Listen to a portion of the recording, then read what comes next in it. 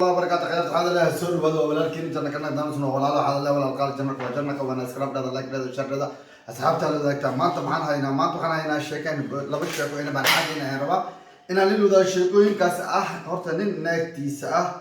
oo adiga ay dhibaataysay iyo wadanka Sweden oo adiga sharci adaga laga soo gudbiyay okay horta waxaan ku hormari doonaa ninkii naagtiisa ay dhibaataysay ayaan rabaa in aan ku hormarno okay waxaad ogaataa naag isku haleen ma waa gasho ana ma dhahaya ninka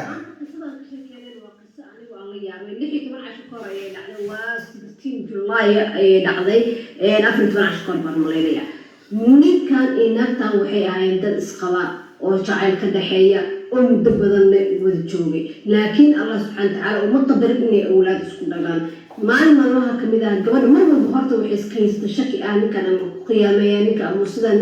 laakiin arrintii waa dawoobo waxyaabihii ay isleeysay ama waa runba gabar bahday marshi ka soo baswaa maxaan ku raada Abu Heynuga darbiyada iyo madax ku garacay wuxuu maadaama xaaskaagu aysan ku dhaleen ha furanayada laakiin banaanka ka qaraabo banaanka ay ka qaraabday ma aragtay waa loo dhalay uur ay gabadha u yeelatay cunug ay dhashay inta uurka loo lahaa lama ogaan laakiin marka cunug banaanka u maado cunug baa qarsoomaya warka sida loo soo waday sheedaan insi iyo waxa keenay ma aqaanay gabadhii baa dhabaysi waxaan naaheeda war muugid ninkaaga sida حناق بدي ما أعرف واسأل ويدي وحيس الناس يقروا ويدي شد يسكتري منك تحتاج مشكلة واحد يحتاج مشكلة وحكي ما عند الضباط ما دام رشيد هذا إيه تمحن قاصدي إن كوك حيو مصر يعني صامحي وهذينا مصر تيا لو كحي تبدل إمادين هبينك يقولس برجود إمادين السفر كي إمادين بوحي أشر قاش منك إيست أبكرس إني أسكت لما جبتها عيل كهني دراد لما شد يوحاسي أيضا ما أعرفني مرة كويس رايحين بقى وحيترني كان دلنا بجرتو مركز لا يا كذب يقول كان مسكين كأ هدو ستاتس كده حتى خيرينها وحبي أهلين ستاتس كده أيه سوقت ما جبت داني ما نو فيس نو كيس أبغى قلتمنا وصوب بوست كده سبفورنيك إبتلين بقى إن ده عليه نمو هل ساعة فرت إيه لح دقيقة هبيك مركتائية وحصاد بوست كرسي أنا بو حمر وبقى جورس كدكن أو حاني وحلا مذا أنا سمين لكن من كان يا إبو قصبي إلا أنت سئنا الجارو عيلكاس أصلا نقصبنا وحن أصبيه وإي أويدونتا أصلا ودو أويدونتا برواجه هنوبريو وابلان إنا وحاني أصبيه وحيا بلان قاعدة ويسميس جورج ويلكا ويكوكبتي ولي بقى سجو هرديو أي كوكبتي لكن أيضا كمسي دمبيني waxyar markii laga joogay oo inay badbaado isku dayday oo maaragtay carabto naftu waa si karmiday oo maaragtay door bri ay raadiyay ka bacdina ayaduna way istishay oo waa soo helay meedkeedii marka dadka qaar laakiin waxay dhahayaan meedkaas oo la helay ayada maaha waa la garan waayay qaar waxay leeyihiin way tahay laakiin ugu dambeyntii labadoodaba qabri ay u hoydeen maxaa waxaas ku koskaray ha iska noolaado ayaduna iska noolaato من كلا يهلسا كفي عن من كلا محل ويساعدها قبرتان إن معنا قبرتان لواطنا إن السميسم هذا نكان إلى تراهن حرت هذا صعد هرتي عن صعد لكن أول بعد وقتها قدرين هدي أي قرنتها هي قفتان إن قف كان قعنتيس إن يكون بعض أي قرنتها هاي عد عليك كتاب الجنوب فهنساس درت هذا أي وحن وحقر أي أحد أوكي تاس أهل قدوم سويدن محاكد عوضة سويدن محاكد عوضة حيالا إن بالعادي هين waxyaalo badan ayay dawladda Sweden ay ku aansatay in ay joojiso leeso maxaa cusub waddanka Sweden laga bilaabo maanta oo ay taariikhdu tahay 1 Agoosto dalka Sweden waxaa ka dhaqan galay sharci cusub oo qaar ka mid ah wax ka beddelka sharciga waxaana ka mid ah sharciyada cusub ee wax laga bedelay waa mamnuuc in la isticmaalo iibinta kaararka moobilada iyadoo aan la diiwaan gelin xogta iibsadaha oo ay ka mid yihiin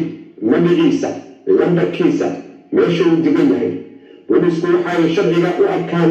mid markaasi lagama maarmaan u ah dacwad ku soo oogista dambiilayaasha Sweden lagamana iibin doono qof aan waddanka ka diiwaan gashanay oo aan xogtiisa lahayn xeer cusub ayaa isaguna soo baxay oo sheegaya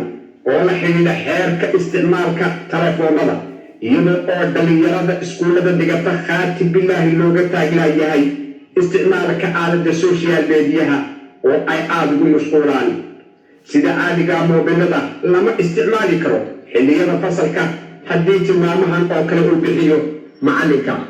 waxaana dhici karta in ilmahaasi ganaax weyn uu markaasi mutaysto wax ka beddelka sharciga ajaanibta ayaa ku jira ee la xidhiidha musaafiriinta kuwa lagu helo dembiyada kaasoo ay ku jiraan qaar ka mida xukunada xabsiga